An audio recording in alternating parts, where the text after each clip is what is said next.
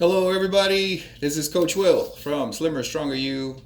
Today, I wanted to just come on here and share with you some thoughts and ideas on how you can help take better care of your health. So, I've made a commitment this starting now that I'm going to try and post more about this issue because I believe even though we're going through COVID-19, this pandemic is spreading throughout the world. I think there is a more serious concern that we should be concerned about as Pacific Islanders. For those of you who don't know me, I was actually born and raised here in Tutuila, on Tutuila Island, in a small village on the east side of Tutuila Island. If you don't know where Tutuila Island is, it's part of the American Samoa archipelago. 7 islands. Tutuila is the biggest island in American Samoa. Yes, we are a territory of the United States of America since 1900, and we are probably, actually, we are the smallest, territory of the U.S.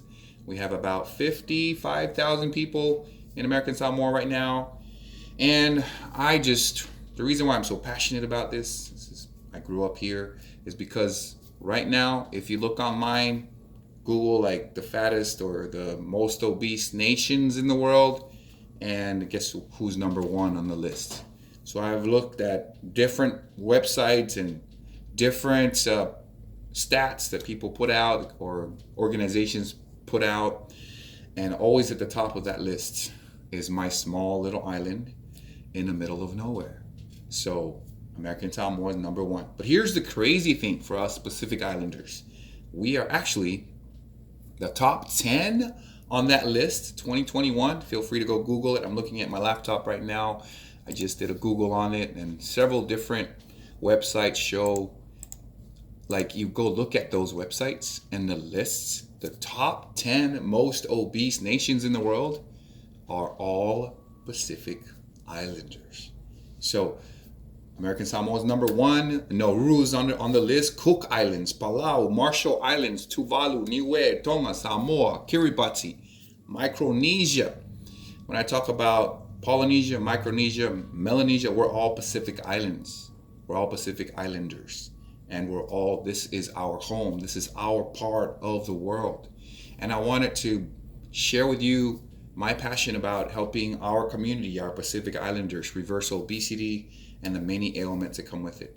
We're literally getting sick, and our people are dying too young because of this major problem. And I want to share with you, what our ancestors did and how they lived and the type of life they had and what they looked like. So maybe you're just wondering, maybe you're, Polynesians, Melanesians, Micronesians, Pacific Islanders, maybe we're just naturally big, carry a lot of fat on our bodies. Unfortunately, or actually fortunately, that's not true. It's actually a myth. Many of my friends tell me the same. Say, hey, Coach Will, our ancestors, we're Polynesians, Samoan, Tongan, whatever it may be. They were big, so we're supposed to be big. Not true. Okay. In future videos, I'll get a chance to share with you some photos, ancestors from here at home, because we're number one in the world for obesity. Good to take the stats and the data from here and share it with the world. So right now, biggest concern that I want to wake you up to the reality that the top 10 most obese nations in the world are all Pacific Islanders. They're all Pacific Islands, right? So I'm looking at here another website as well, most obese countries in the world. Number one there is American Samoa. Number two is Tokelau. Number three is Nauru. Number four is Cook Islands. Number five is Palau. Number 6, Marshall Islands. Number 7, Tuvalu. Number 8, Niue. Number 9, Tonga. Number 10, Samoa. Number 11, Kiribati. Number 12, Micronesia. And then it starts to go to other countries. But the top 10 right now to about 12 are all Pacific Islands. So the question is, what happened to us? Our ancestors, some explorers that I read about said that when they came to the Pacific Islands, they were just amazed at how fit and healthy and vibrant these people were living every single day. They were tall, muscular, had well-proportioned frame, very rarely inclining to obesity, right? And they were healthy and they lived up to old age, 90, 100 years old. But every single day, even at 90 years old, they were out working in their plantations, fishing in the ocean, and they were just, the most beautiful people in the world.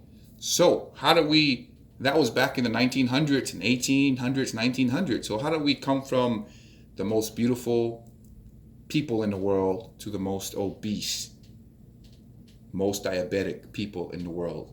And in my own community here, studies have been done by our local Department of Health, and just a couple of years ago, they found that over 70% of deaths here in our American Samoa, tiny little island in the middle of nowhere, are related to non-communicable diseases, which are directly related to being overweight or obese. Things like diabetes, heart disease, cancer, you name it. All those were just suffering from it. And in case you didn't know, our island, American Samoa, is now also number 1 in the world for diabetes. I live here. I see it. Everywhere I go, I feel bad. It hurts my heart to see my people struggle. Okay? And the biggest problem is really the food we're eating. We've literally changed our diet from our ancestors' ways to the outsiders' ways. We've imported here locally. Feel free to look up your own country, but here in American Samoa, we import over 98% of the food we eat. That is insane.